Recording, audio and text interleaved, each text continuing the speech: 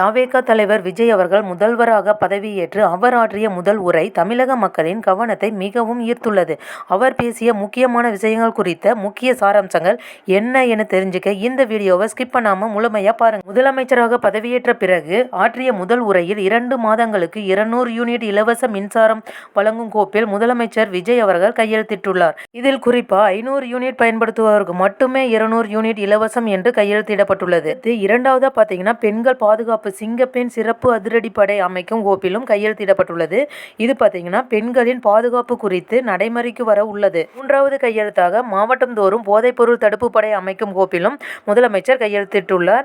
முதலமைச்சரான பிறகு கையெழுத்திடப்பட்ட முதல் 3 கையெழுத்தும் மிக முக்கியத்துவம் வாய்ந்ததாக உள்ளது. இதைத் தொடர்ந்து 4வதாக தமிழ்நாட்டின் நிதிநிலை குறித்து வெள்ளை அறிக்கை வெளியிடுவேன் என்றும் குறிப்பிட்டுள்ளார். அதாவது தற்போது தமிழ்நாட்டின் நிதிநிலை என்ன, அரசு எப்படி இருக்கிறது என்பது உள்ளிட்ட அனைத்து விஷயங்களையும் வெளிப்படைத்தன்மையோடு வெள்ளை அறிக்கை வெளியிடுவேன் என்று முதலமைச்சர் விஜய் அவர்கள் அறிவித்துள்ளார். 5வதாக என்ன சொல்லியிருக்காருன்னா, இது உங்களுடைய ஆட்சி, வெளிப்படையாக செயல்படுவேன், சொன்னதை செய்வேன், அவகாசம் கொடுங்கள் என குறிப்பிட்டுள்ளார். என்னன்னா பிரச்சாரத்தின் போது அவர் என்னெல்லாம் சொன்னாரோ அதை எல்லாமே கண்டிப்பாக நிறைவேற்றுவேன் என்று சொன்னதோடு மட்டுமல்லாமல் அவகாசம் கொடுங்கள் என்று கூறியுள்ளார். 6வதாக முதலமைச்சர் விஜய் அவர்கள் கூறியது மிக முக்கியமானதாக பார்க்கக்கூடியதாக உள்ளது.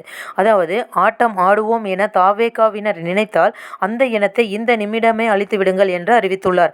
இது தவேகாவுடைய சட்டமன்ற உறுப்பினர்கள், முக்கிய நிர்வாகிகள், தலைவர்கள் போன்றோருக்கு கொடுக்கக்கூடிய ஒரு எச்சரிக்கையாக இருந்துள்ளது. 7வது அறிவிப்பாக என்ன சொல்லியிருக்காருன்னா, மருத்துவம், குடிநீர், சாலை வசதி உள்ளிட்ட அடிப்படை வசதிகளில் தான் முக்கிய கவனம் செலுத்துவேன் என்று கூறியுள்ளார். இதைத் தொடர்ந்து 8வது என்ன சொல்லியிருக்காருன்னா, எனது அரசில் யார் தவறு செய்தாலும் விடமாட்டேன் என்று சொல்லியிருக்கார்.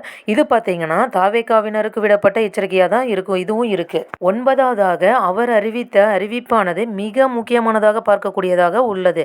அது என்னன்னா, மக்கள் பணத்தில் 1 பைசா கூட நான் தொடமாட்டேன், அதுவும் இல்லாமல் நான் தப்பு செய்ய மாட்டேன், தப்பு செய்யக்கூடியவங்களை விடவும் மாட்டேன் என்று திட்டவட்டமாக தெரிவித்துள்ளார். மக்கள் பணத்தை, அதாவது மக்களோட வரி பணம் உள்ளிட்ட பணத்தை முழுக்க மக்களின் தேவையை நிறைவு செய்ய மட்டுமே பயன்படுத்துவேன். மக்கள் பணத்தை எடுக்க எனக்கு அவசியமோ இல்லை எந்த ஒரு தேவையுமோ இல்லைங்கிறத உறுதிப்பட தெரிவித்துள்ளார். 10வது அறிவிச்ச அறிவிப்புன்னு பார்த்தீங்கன்னா, ஒரே அதிகாரம் தான், பல அதிகார மையங்கள் இருக்காது என்பதை முதலமைச்சர் விஜய் அவர்கள் தெரிவித்துள்ளார். இப்படியான மிக முக்கியமான 10 கோரிக்கைகளை வெளியிட்டுள்ளார் முதலமைச்சர் விஜய் அவர்கள். முதலமைச்சர் விஜய் அவர்கள் வெளியிட்ட அந்த 10 அறிவிப்புமே தமிழ்நாட்டு மக்களுக்கு மிகவும் முக்கியமானதாக இருக்கும் என்று கருதப்படுகிறது.